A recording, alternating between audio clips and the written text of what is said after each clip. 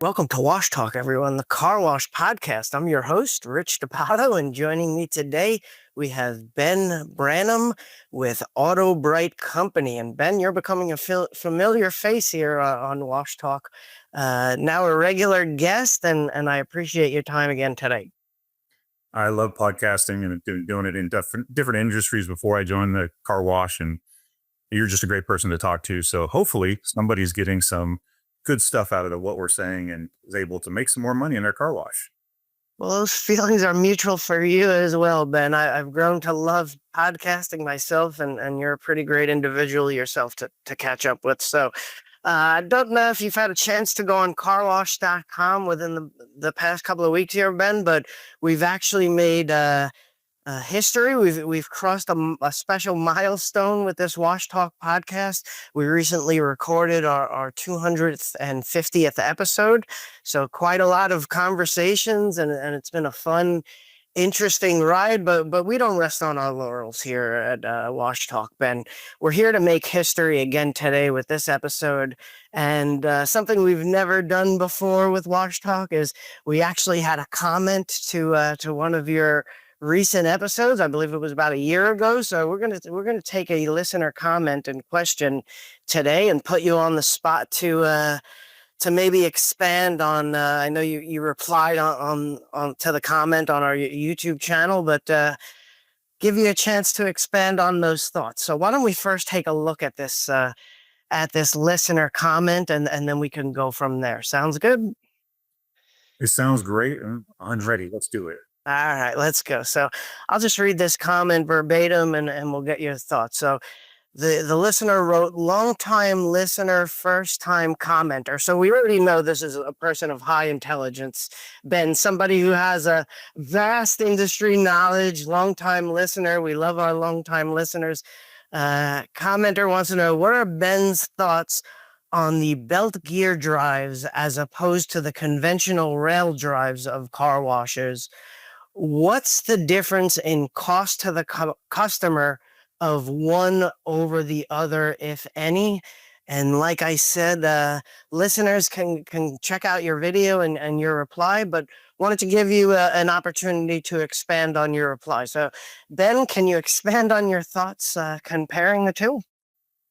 That is a long discussion, so glad we did it on podcasting.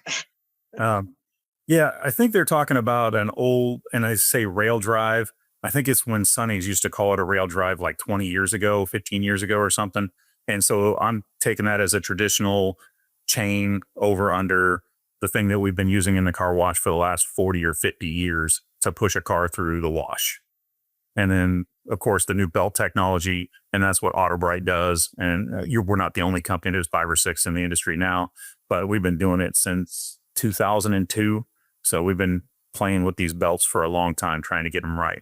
So I'm taking that's what the customer or our commenter is talking about, is they want to know the difference between the two. And yes, there's a lot of difference, right? And always car wash guys, I hate to say it, but we're all cheap, and price is a big significant factor in everything we do because we're a business, right? Keep the cost down, push the price up. We get a margin and we call that profit, and we make money and everybody's happy, right? So yes, the traditional chain drive is going to be cheaper than a belt drive. So your belt conveyor is 2 sides. So right there, you're doubling the amount of steel material and everything because you're moving both sides of the car instead of a single. So it is going to be about that much more expensive, or a little bit more than that, because that's just the way it is. because we're using more material, more stuff, and there's just more of everything. But you get a lot of benefits to that. And I know you've got some questions lined up. I don't know how far you want me to go into that, because I am the benefits guy and I believe in belts wholeheartedly. I know they're 2 to 2.5 times more expensive than the traditional chain, but eventually I do predictions here every once in a while. Rich, you love my predictions, that all of us are just going to be using conveyor belts, and the over-under chains are just all going to die out. But that will take a very, very long time, because in the car wash world, we are slow to adapt things sometimes. And again, I don't blame you. Everybody out there is listening. You're a car wash owner. You want something that works, and it's going to work for the next 10 or 20 years. You don't want to bet on anything new because you want to make money. I understand that. And so the slow is going to be very, very slow to change, and it's going to take a while, but eventually, and I say eventually, it might be 2 or 3 decades, you won't see very many companies selling the over under chains anymore. It'll just every one of us out here that does manufacturing is just going to do conveyor belts. Interesting. Yeah, I'm seeing more and more of them on the trade show floor, so I'm sure we'll see more and more of them out there in the U.S. at car wash locations. And Ben, I'm not surprised you're a benefits guy. You put the Ben in benefits. So let's get into some of those benefits, right? Ben jokes are free, by the way, on Wash Talk. So you just bear with me, Ben.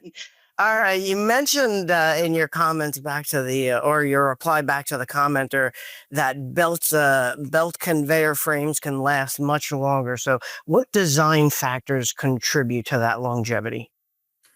So just how it's built. If you think about your traditional chain drive, you have 2 plates that are separated because your roller has to go through the middle and be able to push the car. So you can't put it together. Anything that's solid in frame is going to be stronger than 2 sides that are holding something up. So you can only do that steel so thick. You can only put so many supports in there, and you're always going to have a hole down the center. If I have a solid piece of metal that goes from point A to point B, it's always going to be stronger than 2 pieces that have a bend in the middle. I mean, it's simple.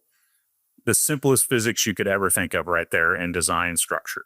So with the belt systems, we have that where it's not limited by having that space in the center. So we use solid steel construction all the way across. We actually use tubular stainless steel on ours. Other companies do we all do different little things to solve that same problem, but we're all using a solid structure underneath instead of doing 2 pieces like a traditional over under.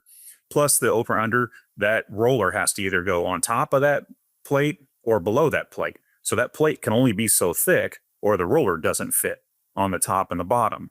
So you get in design limits there. So this is not poo-pooing on the manufacturers that are out there that are doing over-unders. They've done it very well for a very, very long time.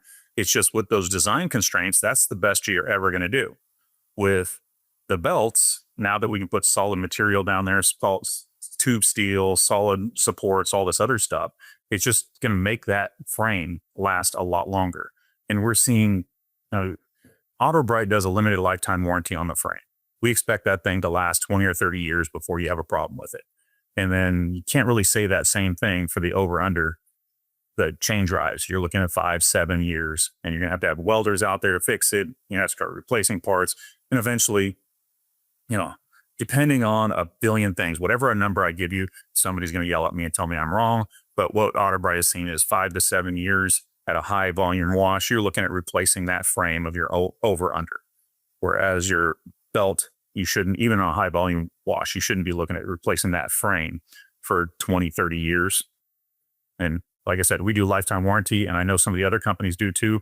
So us making the frame for these conveyor belts, we're not worried about that frame. You guys out there are going to be long gone, out of the business, sold out, and your kids are going to be either down the road a ways, or you're going to be gone before the system needs to be replaced. Fair enough. Now, I know one of the buzzwords this year is maintenance. A lot of focus on maintenance nowadays in the car wash industry. And a dirty little word in the market for many decades has been that word downtime, the dreaded downtime that operators don't want, right? So you noted in your reply back that wear parts on belts are faster to replace. So how much of an impact does this have in downtime and maintenance schedules for operators that do have these belts? Again, a great question with a long distance answer, right? If you do your maintenance right, you should have 0 downtime. And a belt system is going to do that. An over-under chain, probably, maybe. It depends on if you're going to replace that whole system at a given time, or you're going to wait till all of it fails to where you're going to replace it. And manufacturers are driven nuts by this, including us, in getting the customer to go, hey, that belt is kind of worn out. You should probably replace that. No, it's good. We can keep going. And they want to keep going until they have a catastrophic failure and then replace stuff. When you have that catastrophic failure is when you're going to have downtime because you're just going to go and go and go. So all of you out there, I'm going to give you a hint. Maybe when your manufacturer, distributor and stuff says you should look at replacing this part or this thing. I know it's expensive if you're going to replace belt material. That's $25,000, or you're going to replace the whole chain and roller system on your over under. When they start talking, hey, maybe you should replace this, you should start budgeting to replace that. Because if you do it overnight, you have zero downtime. It's when that chain snaps in the middle of a Saturday that you're just SOL and you're just down. And then it's Saturday afternoon. So you're trying to call me as a manufacturer and get a new chain. And I'm like, yeah, dude, we're closed. It's Saturday afternoon. Sunday, nobody works on my side of the industry. And you're going to get something out Monday. And then you'll get it Tuesday or Wednesday. And then you're down for 3 or 4 days. So really the downtime, I think, is on the maintenance schedule where you have got to watch that stuff like a hawk. You've got to have a checklist for your people to do it because, you know, we run car washes too. And the employee out there is kind of, yeah. So, you know, inspect the conveyor belt. Does it look clean and functional? And it's always yes. They don't even look at it. They walk through the tunnel and go, yes, yes, yes, yes, yes. All looks good. Next. So it's really on that. But on the belt side, everything is very easy and very quick to replace. You can replace all the plastic parts in your belt system, everything that could wear out in a matter of hours. So you can pull all the plastic belt material out, put all brand new material in, and then the sprockets, replace all those. And you could probably do it a team of 3 or 4 guys in a matter of 4 hours total, be in and out every single plastic piece on that system. And if you get good at it, you'll get it in 2 or 3 hours. It takes a while. It's a lot of manual heave-ho, but it is not really that hard. So that's why I say if you do your maintenance correctly, you have zero downtime. And the other one with the belt systems is they start to make noise. They start to do weird things. They start to look funny. We call it popping at the end of the belt where it's not pulling the car smoothly. Something's going on. Generally, you can get away with limping through for the rest of the day. And then that night, doing all your maintenance and looking to figure out what's wrong, what happened, what broke, what wore out in there because you're not inspecting that part enough. And one of your teeth on your drive broke off. And now you have a belt slipping a little bit in one little spot. So you're not getting a smooth drive, but you can do it in the middle of the night. So you wait till the wash closes and then you break the belt apart, you roll it open, and you go, hey, look, that sprocket or that little gear right there is broken. Sorry, I use AutoBrite technology. Terminology. It's a sprocket at the end that turns the belt. I don't know what other companies call it, but it's a little piece of plastic that goes into plastic that pulls the belt around, right? And that's one of the wear parts that can wear out, especially if you get it dirty or you get FOD, foreign object damage. You drop a screwdriver in there or a wrench. Somebody did that in one of our systems and were very, very mad at me at first. And then I said, well, pull it apart. What happened? And they found an Allen wrench inside their belt system that don't drop your tools inside the plastic. Right. Even you're over under, don't drop your metal tools in the moving parts because things are going to go wrong. So on the maintenance side, as long as you stay on top of it, you should really have zero downtime for a belt system. It's when you let it go too far that you have problems. Belts break because they're not being maintained. The pins are not being checked on. Belts get ripped because they get too loose. And now when a car goes on, it actually pushes the belt off center and the belt gets caught on some of the metal parts underneath. And when it pulls, something's got to give. So then you'll have part of the belt tear and you'll lose 3 or 4 of those little pieces. We all make them 3 to 6 inches or 4 to 8 inches, little pieces like this, but they all just snap in there with a pin and go together. But something's got to give when you start putting parts against hard parts in metal, and the plastic is designed to give. And everybody's very upset about that in the industry. And I don't understand why. The plastic is your wear part, and it is designed to give and wear. And those little pieces are cheap because they are just injection molded plastic. I know it's a special plastic and everybody else hates it when I call it pat plastic. It's a I don't even know what it is. It's a POM is the actual stuff for it. And then it's a Zydol kind of, which is plastic with like a glass reinforced in it, and it's still injection molded on for a lot of the gears. So it's even harder plastic than what you'd think of normally. So these things are pretty tough. And we've got plastic parts that will grind on metal parts and wear the stainless steel out. So the plastic it's strong enough. It's there, but there's always got to be a break point.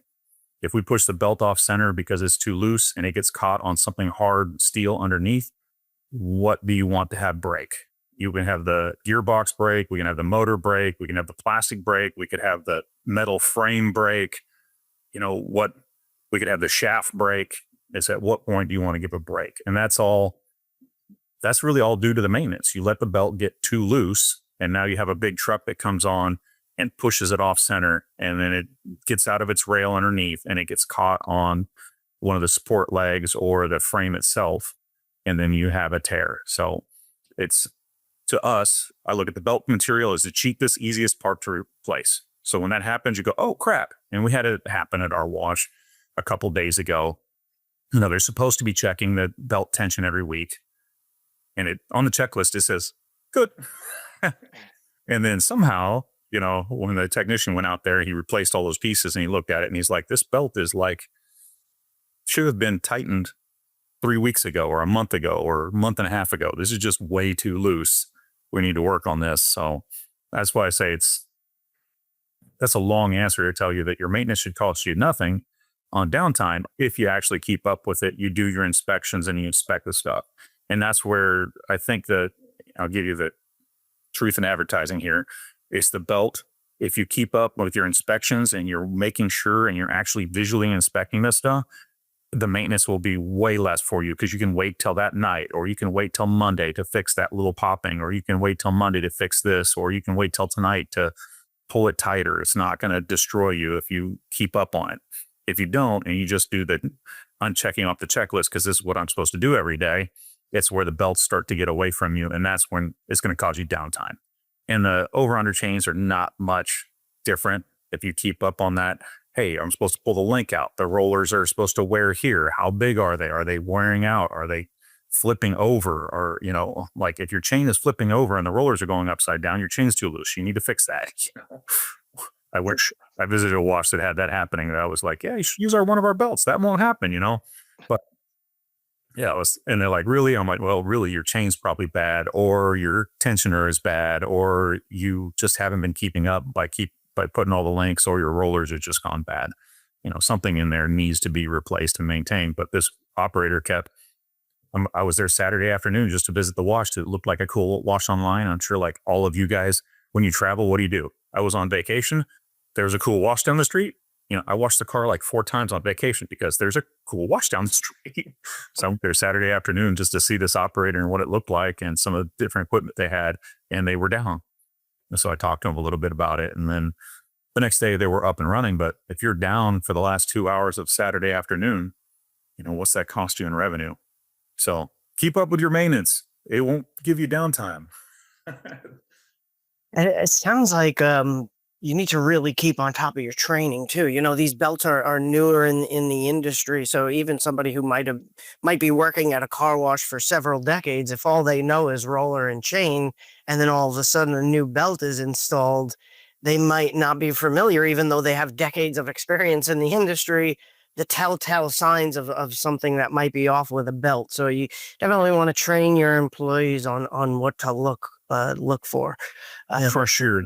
Your manufacturer should give you checklists and data to see all that. We give, measure the belt here to see how loose it is. If this is happening, this is probably your problem. If this is happening, this is probably this and this.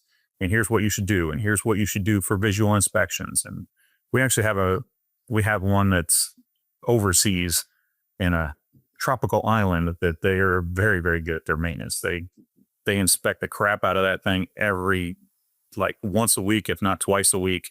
And then they replace every little part every time it looks funny or looks worn or looks different. And they have almost zero downtime because of it. They have, in the last year and a half, I think they've yet to shut down their wash at all because of the belt going down. So it's doing as well as everything can be. As long as you keep up on it and keep it going, you're going to have zero downtime. And I know the over under, if you keep up with it just as religiously, you'll have zero downtime too. So you gotta figure that out. Got to get the maintenance crew on board that, hey, this is the way we're going to go. And this is our new thing. And I need you guys to learn this. And I need you guys to be on top of this.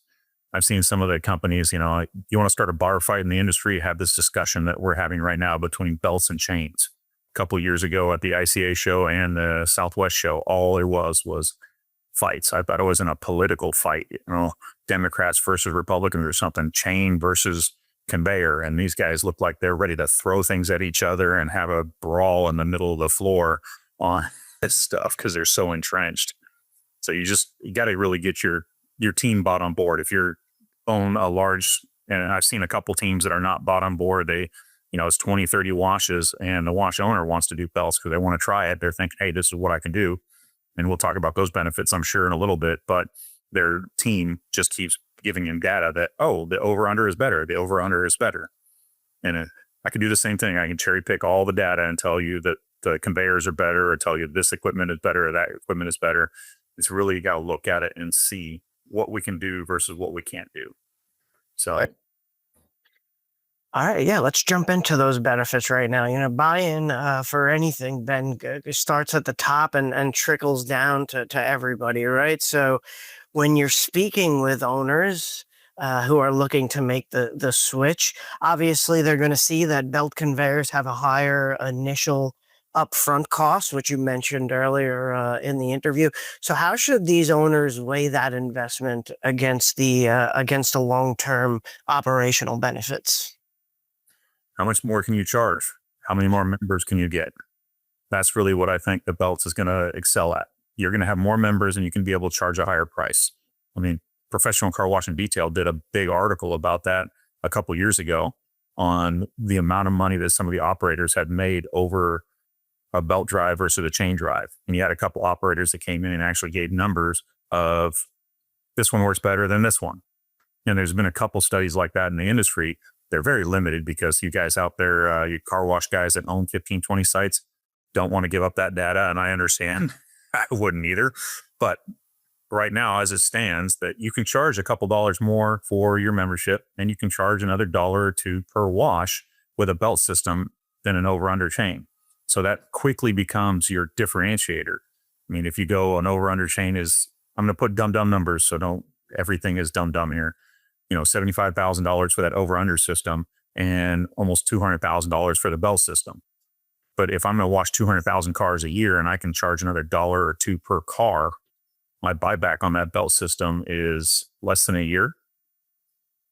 You're making cash. So that's the real number that we want to look at and see if the ROI is there, see if the return is there, see if it cash flows for you, see if it's worth it. And that goes to what your operator wants to do. So you guys out there that want to be the cheapest wash and you're going to sell by your location and we're cheaper than everybody else around, don't put a belt system in. You're not going to be happy. You're going to be upset. The maintenance costs are a little higher per car that goes through when we start doing math that way. And it's a lot more expensive up front. And your ROI is not going to be there. But if you want to do a great customer experience and you're going to beat everybody because you're the best wash in town and you're going to charge $2, $3, $5 more per car and $10 more for your membership, your belt system is the way to go. And let me give you the one that nobody thinks about because you can't read the label when you're inside the bottle, right? We're in the industry, so we understand the difference between manufacturer A and manufacturer B. If you guys walk into a tunnel, you can see that it's AutoBrite equipment or it's Sonny's equipment, right? We can all see the differences of that. And if I show you a picture, you guys can pick them out. People outside the industry have no clue. They can see color foam and, look, black brushes or yellow brushes or blue brushes. They can't really tell anything else about the equipment. They couldn't even tell you if it was stainless steel or plastic or aluminum or standard steel. They can't tell you any of that stuff going through. Is it this super duper electronically controlled one or is it just air? They can't tell you any of that. We all know that in the industry by seeing all the cool stuff that's out there, but your customer doesn't know the difference. But they can sure tell the difference when they pull up between an over chain and a belt system. There's no doubt in your customer's mind that you are different than the wash down the street if you have a belt system and they have a chain. And most of the customers default to they like the belt system for a plethora of reasons. And it's just easier for them. It looks more familiar to them pulling onto vehicles. There's a lot of things that just looks more friendly about the belt system than an over under chain to them, especially the first ones coming in. And then once they do it a couple times, most customers, I think if you surveyed them, would rather have a belt system than an over under chain, just because it's easier for them to load and they're not so dependent on that loader. None of us driving a car wants to be dependent on somebody standing there telling us what to do, right? And when I used to drive trucks professionally, that's your spotter. And you're still responsible for everything that you do in that truck and everything that you hit or break, even if the spotter tells you to run something over, and you're still leery of all of it. So every customer is like that. Everybody that drives is like that. Just think about you trying to park your car in a tight spot and some guy walking by says, "Oh yeah, come on, you got plenty of room. Keep coming. How really do you feel good about doing that? You're at least a little antsy.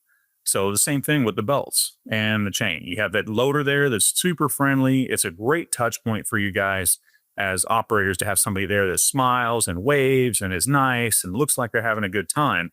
But still in the back of the mind, that customer would rather not trust that person not to damage their car. And most of us, our cars are our second most biggest investment. And if you're in Texas and you're a little bit outside of town, that car could be worth more than that person's house. And they take a lot of pride in that, and they are really worried about it getting damaged. So if they can load themselves, it makes them feel that much better. And then it doesn't look like there's metal rail things for you to, play bouncy bounce against on the conveyors, like the over under chain. And the rail's got to be there to keep the car straight going down the track so that you don't have cars running into equipment. And I understand all the new banana peel and the plastic and everything else on those rails. It works 99.9% of the time, right? But if you look at 99.9, that's one out of 1,000. You're going to have a problem that plastic didn't work like it was supposed to. And if you're washing 1,000 cars a day on a busy weekend, you're going to have one problem a day that you've got to deal with. And on that too, it takes a high-end employee to deal with somebody that got their rim scratched or thinks they got their rim scratched because your machine hit I felt it when I was going through the tunnel. It bumped that tire and now I scratched my rim. Even though if you look at the rims, they've got curb rash all over them, that guy has driven down the curb 3 or 4 times in different places, but he thinks the car wash did it. So it's just something you got to deal with. And they don't want to talk to the loader. They want to talk to the manager or the owner. So it just puts a lot of time and investment, and you don't want to piss him off because he's going to go tell all his friends that your wash damaged my car, even if it didn't, which it probably didn't.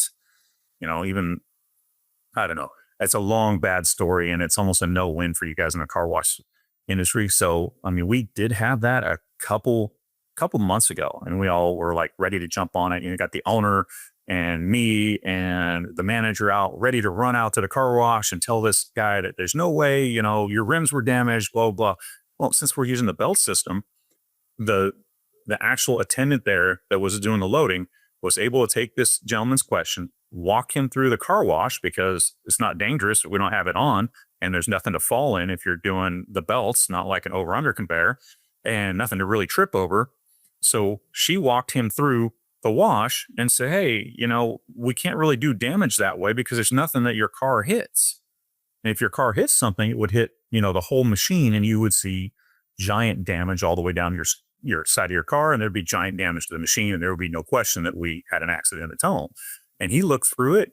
It took her all of like 2 minutes to have that guy go, oh, yeah, I wonder how that happened. I guess it wasn't at your car wash. I must have had it happen somewhere else. And he was super happy, and he's still a member. So that's the kind of things that the conveyor belts can do over the chain because there's nothing for them to hit.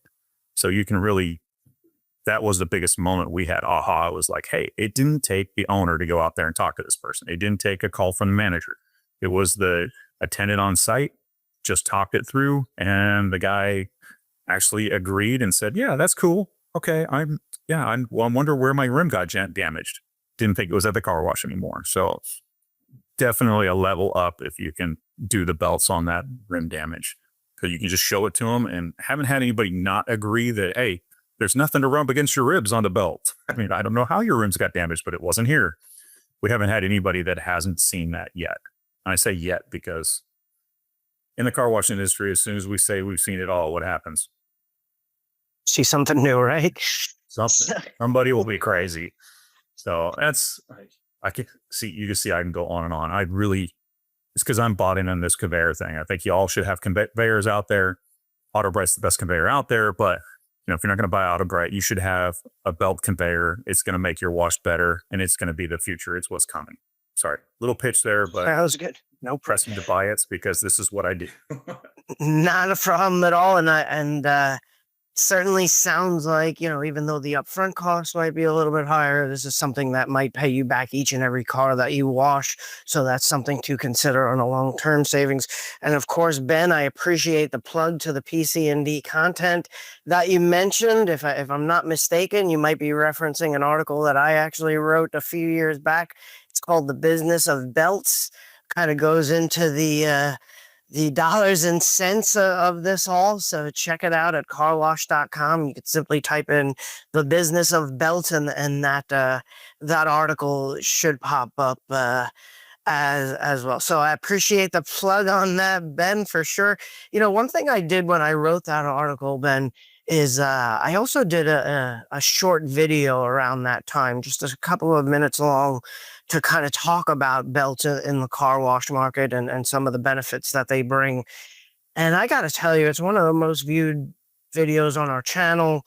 And there were several comments of folks, both people who, individuals who work at car washes and then customers of car washes. And both groups actually said the same thing, in that these belts are just cool. They look great. There's that wow factor of these belts. So the customer experience is also something to consider. And that's certainly something that you mentioned in your response back to our commenter from your YouTube video, your previous YouTube video. Can you go into some of the specific differences in wash experience that's customers and employees, for that matter, might notice after a belt is installed? Well, your customer is first going to notice that they don't bounce through the wash anymore. No matter how fast you put that belt, you're going to get a much smoother ride on the car because the car is not moving. And then the customer can't, unless they put the car in drive and drive off the side into the machine, you're good because they can't do anything. They can hit the brakes, they can grab the wheel, they can turn the wheel. And I know none of your customers have ever touched the wheel inside the car wash, but somehow their car gets out of the rail because they look at their kids and go, "Oh, kids, look at the wash." And they put their hand on the wheel and they pulled the wheel a little bit and they turned it. And now they're coming out of the rail and into the machine. And, that's why we have 1,000 systems that detect that and stop it before you have a true accident in your tunnel. So that's one of the things that the belt really does. It's a smoother ride. It's a smoother experience. It's an easier loading for your customer. And they don't have to worry about doing that stupid stuff. If they hit the brakes by mistake, if the car does an auto braking system, once that car is on the belt, it doesn't matter. I know that was a problem for a long time, as the cars they have all these auto braking functions that came out, and the car would see your foam curtain as a wall and the car would stand on the brakes. And it's like, nope, not going through. And when it did, it would jump the rollers and the car behind it would be pushed into it and you'd have an accident in your tunnel. And that I just can't think of a worse thing that could happen in your tunnel is you'd have a car hit another car in your tunnel. You got two pissed off customers, you're down for a long time, and the news media might pick up on it and say, there was an accident inside, AutoBrite's car wash today. 2 cars hurt, and they'll always say it as the worst thing, like somebody drove 50 miles an hour head on collision and 4 people had to go to the hospital, including a kid, when they just bumped. So you want to keep that stuff out of the news. So that's the real big things that'll keep you going, is it'll keep those accidents from happening from car on car. And you get that loading experience, and then going through the tunnel, it's going to be much, much smoother for them because the inertia of the car is going to sit against the cleat. When any of your brushes push against the car, it's going to push it against the cleat, and you're going to have a nice, smooth ride all the way through. And they're not going to feel the car rocking side to side or back and forth is the worst one. People put up with the car rocking side to side when the brushes are pushing on it. It's that rocking back and forth that I've had multiple people tell me, they start to get sick because the brushes are pushing against the car and the car pushes against the roller, and then it holds a little energy there, and the rubber springs, and the car is bouncing against the roller all the way down, and you got your customer going, this is not the adventure ride I was looking for, and start to get a little sick. So you get rid of all that. For your employees, if they're not standing there that second they ran in to grab a drink of water and a customer came in and they load themselves, well, the belt is always on. You don't have to have a roller up. It's still going to go and pull the car through. As long as they get all 4 tires on the belts, you're good. And then that belt is 24, 30, 35 inches, 36 inches wide. So they have a lot of space in there, where your traditional, you probably got 14 inches between the 2 rails, maybe 16 if you're lucky. So you're over doubling that with a belt system. And that gives that person a more leeway to miss. And if they miss, it's not that big a deal. They're not going to damage the rim or anything. They're going to get on the belt. So it does happen where they miss the belt, but it's pretty hard to miss the belt. And your person standing there can walk out and see that the car has got to go, so many feet inside the tunnel, and it's not on the belt, and they can always hit the emergency stop and move the car on the belt. It's not a big deal. You can actually just have them drive forward a little bit, move on the belt, or have them back out and then just start up the wash again and have them pull back on. And that's kind of a nice thing about the belts, is you can correct all those mistakes. Your people, if they make a little mistake, it's not that big a deal. It's easy to correct. And then this is the one that I don't understand about this one. So the safety factor, we talk about the safety factor of the vehicle and your customer going through, but the safety factor for your employees is so much higher. Those over under chains, if they're not maintained properly, you miss something. We see the videos that are posted everywhere on TikTok and stuff of people falling into the pit and stuff. And with those chains, you're just looking at losing limbs and having catastrophic deals. And I know it only happens, since I thought it was going to be a much higher industrial accident rate when I joined the industry. I was like, oh my gosh, how much does this happen a year? And I started looking at it, but over probably on average, the industry has a whole catastrophic where somebody gets mangled by that over under once or twice a year. And I say mangled, people die, legs get ripped off. People don't respect that thing enough. It moves cars. It looks like it's going nice and slow, and you can outrun it and everything. But if you get wedged in there, that thing is just going to break your leg, break your foot, rip things off. It doesn't care. It's designed to move, 120-foot tunnel is designed to move 4 or 5 cars at a time that weigh 4,000 pounds. So it's designed to move 20, 30, 40,000 pounds. Your leg is just not going to resist 40,000 pounds of force. So that's the problem you have. But with the belts, and that's really where the engineers that we teamed with in Taiwan that build our stuff, he witnessed one of those accidents, and he was building over under chains. And he said, never again. We're done with this. My equipment is not going to hurt somebody. And so then he started building belts, and he hasn't looked back. Our company doesn't even do over unders because of that. We just do the belt systems to keep people from that. So the safety factor of your employees goes way up, and you only have 2 little pinch points in there. When the belt is actually running, you got all the grating on, all the covers. There's a pinch point at the very end and a pinch point at the beginning. And that is it. Everything else, there's no pinch points. So you don't have to worry about it. Everywhere there's a roller on your over under, you have a pinch point. Everywhere there's a hole, you have a problem. So grating is cheap to throw over the top. Most of our systems are designed to put grating where all the holes are, the access, so you can service it and stuff. And that way, all of your, I hate to say it, I'm going to say this anyways, your dumb employees that shouldn't be maintaining your equipment or touching your equipment, who should just be dealing with the customers, shouldn't be in there. And then, so the over-under sometimes, a part breaks or something.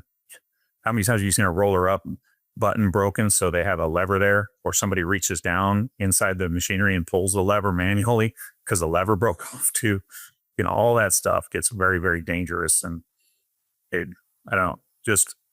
I used to do safety and security and other places in my life, and I look at that and go, oh my God, no, don't.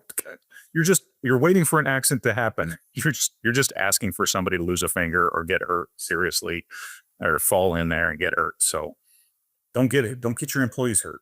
If you do the belts, it's easier. Not the work environment you want to create. And the customer obviously doesn't see all that. They just see a nice clean belt. And certainly if it's in an area that only has roller and chain, if you can be the first car wash in an area with a belt, or one of the first in the area with a belt, customers will notice that. And word of mouth, it just takes something as simple as that for word of mouth to kind of run through the community, and hey, you got to check out so and so's car wash because they have this new belt. So wow factor, as I mentioned before, was something that keep kept coming up when I wrote that article back in the day, and when I posted that video on our channel. So I will bet you've been very generous with your time today, Ben, and your expertise as always. So I'll get you out of this interview with one final question if I can. I know you mentioned earlier, I like to put you on the spot and ask you for some predictions, right? So you mentioned a little bit on what the market might look like in terms of belt conveyors and rail drives in the coming decades. But do you see more car washes transitioning to belts, or will rail drives still have a strong place in the market into the future? Well, I think we need to define future. I think the rail drives over under, they're going to have a strong showing in the market for the next 20 or 30 years. And then after that, they're going to dwindle and be gone. Just we take a long time to change over. So give it 20 or 30 years and nobody's going to be doing chains. They're all going to be doing conveyors. But, that I say but that'll be most of them. And the other ones will just be atrophying out. I mean, if you go way back, Rich, to like the 40s and 50s, there used to be a log chain and there was a hook on the chain that people would sit in a pit underneath the car and hook to the bumper of the car. And then that would drag the car through the wash, right? And as far as I know, the last one of those finally shut down in like 2022. It was in Canada. So, that they've been running that log chain for 75 years. So like I said, it takes us a while to switch over in the industry, but eventually we will. And that, I don't know if that wash went out of business or they eventually went to a chain drive that we use today, the modern stuff, but it took them a while. So it'll take a while for our industry to turn. We're a big ship and it's just going to take a while. But once all this stuff starts coming over and everybody just starts beating it, and your customers learn that, hey, that wash with the belt down the street, it's much more fun and easy to get in and out, and they'll pay for it. Everybody's going to change over. And then depending on what all the automatic driving cars do. So our industry is going to be in flux with what the auto industry does. All those cars are going to be on the road one way or the other, and they're going to need to be washed. But what are we going to have to do differently in the industry to wash a robo-cab than to wash a normal car that we have? How are we going to be able to do that? So that's going to be the flux. We think the belt systems will allow your robo-cabs, and I don't want to name, Tesla and all those. We'll just name all of them. They're out there, Waymo, blah, blah, blah. I'm in San Antonio and they're all in Austin operating. So it's kind of cool. They're close to us. I've seen them driving around San Antonio. I don't know how they got here, but I've seen a couple of them. And then it's just going to be, how is our industry going to change to be able to wash all those vehicles? And how are we going to keep them clean? And is it going to be, and I know, hey, we're in the professional car wash and detail. We're going to let the detailers take all that and do it. Or are we going to figure out how to make the machine work so the two machines can work together and wash themselves? Eventually we'll figure it out and the two machines will work together and wash themselves. But that's a long answer to see. We're going to have to see what the automotive industry does and what people do in that industry. And we, as an industry in car wash, are just going to have to pivot and go to where they're going. Nothing wrong with new modern solutions to keep up with the times. Ben, certainly thanks to you and others out there. We have plenty of content on carwash.com for those operators who might be unfamiliar with belts or just getting into it, and for customers and employees to learn a little bit more about belts. Not only could they watch this interview, but other interviews and content on carwash.com. I know AutoBrite is a good source of information as well. So get in touch with your manufacturers to learn a little bit more. You were nice enough, Ben, when I put you on the spot. Once I saw this comment posted on your YouTube video, I wanted to get with you and see if you could come up with a response, and you did it fairly quickly. And then I also offered this interview and you jumped at that opportunity. So we appreciate you taking so much time with us, Ben, to understand the differences between these two technologies, and hope to see you soon in person at an upcoming trade show for sure. So thank you very much, Ben. I appreciated today's conversation. Thanks, Rich. You're a great boost to the industry. I love talking to you. I love having you in the industry, and what professional car wash and detail does for the industry is awesome too. So thank you guys all out there. And then of course, all of our customers, all those people listening, you guys are the ones that are driving the industry. And we just, at AutoBrite, we're having a blast serving all you guys. So keep it up. Keep washing cars.